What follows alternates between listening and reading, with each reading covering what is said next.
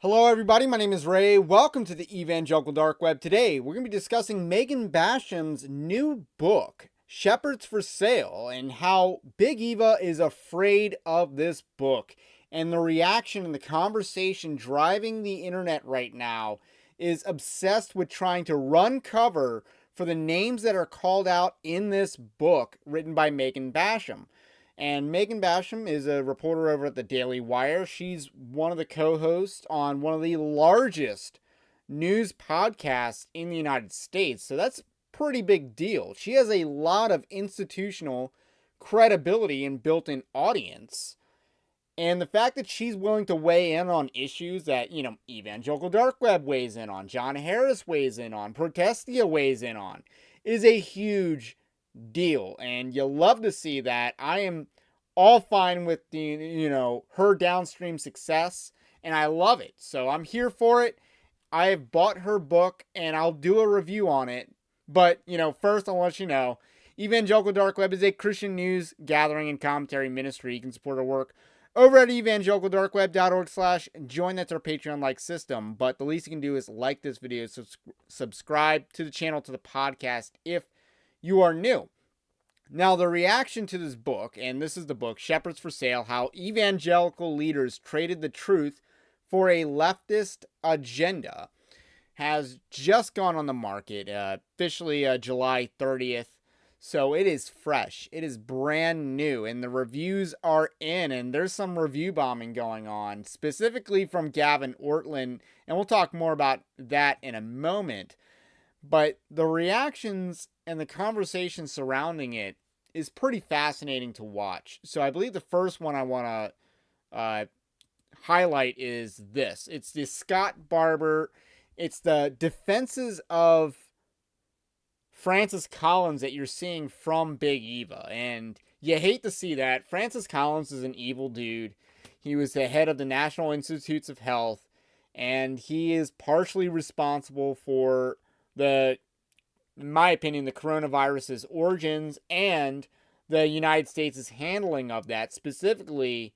Most specifically tied to him is a lot of the church's reaction to it. They deferred to someone who should not have been deferred to, because this guy is not credible, in my opinion, on science, and he's not credible on theology either. He founded the BioLogos ministry, which had a statement about getting the shot to love your neighbor. And that was Francis Collins all over it. He's also done some pretty egregious things on the transgenderism front and the abortion front. So this guy is a monster, and he should not be celebrated at all. And Scott Barber, who's a liberal, I believe a Baptist, he said the way conservative evangelicals attack this man with the most outlandish conspiracy theories is legit gross. Now let's talk about some of these outlandish conspiracy theories. This is Justin Taylor, who is, I believe, mentioned in Megan Basham's book. And the first time I experienced Basham's style of journalism was when she wrote the one article by the Gospel Coalition editor Joe Carter linked the reasonable hypothesis that the virus might have been human-made with QAnon, wilder QAnon fantasies, and that's not exactly how that went. This is the actual quote from Joe Carter below, and it says, and that's just one of dozens of new conspiracy theories related to the coronavirus, and it talks about human-made bioweapon created by Bill Gates. And again, there are others even more outlandish as the preceding clause. What does even more outlandish means? It means that the previous aforementioned examples are also outlandish. They're just not as outlandish. So Megan Basham does set the record straight. No, reading that quote, you can see it's exactly what you did. You linked the idea that COVID was made in a lab to more outlandish theories to discredit the entire theory. And yes, that is exactly what reading comprehension would have accomplished. So you're seeing a lot of retconning the COVID narrative. You're seeing people defend Francis Collins, who is a monster. He is a villain of super proportions. Like, he is a James Bond level villain. And then you have this, and it's the Tim Keller defense. You're seeing a lot of people who are groupies for Tim Keller just come out of the woodworks to defend the guy because he is frequently highlighted in Megan Basham's book. This is Danny Slavich, another Southern Baptist pastor on the liberal side. And you're seeing a lot of people defend Tim Keller these days. Michael Keller also, who runs Tim Keller's posthumous Twitter account, is also defending Tim Keller's legacy. And the reason why is because Tim Keller is one of the primary false teachers called out in Megan Basham's book. Him, Russell Moore. There's a lot of... I haven't finished the book yet, so I can't quite get into all the details of who's really called out. But him and Russell Moore are pretty big deals in them being called out. Rachel Denhollander is called out.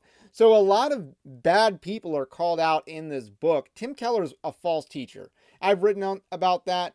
I've talked about that. Tim Keller's the guy. A lot of people think, oh, he was faithful, and then he went downhill. First of all, not really true. He's always been bad. His theology has always been liberal. It has always been liberal. And then he started endorsing more overtly false gospels. Like we talked about before he died, he was endorsing Stephen Colbert's example, of a gospel witness, and how he did stuff like that, how he's promoting people like Francis Collins, calling him a Daniel level figure. Now, Tim Keller was evil in the end, which is evidence of a lack of sanctification, and his doctrine was also incredibly dangerous. It is what led to things like the Revoice Conference, the rise of Side B theology. You do not get Side B theology that teaches that homosexuality, homosexual desires, and identity are not sinful without the Gospel Coalition, which was co-founded by Tim Keller and also Don Carson, who also played a major role in this. So there's a lot of history behind this, and I'm sure Megan Basham gets to it. When I get to that chapter, I'll definitely highlight it in my eventual review. The last thing that I wanted to highlight was Gavin Ortlund.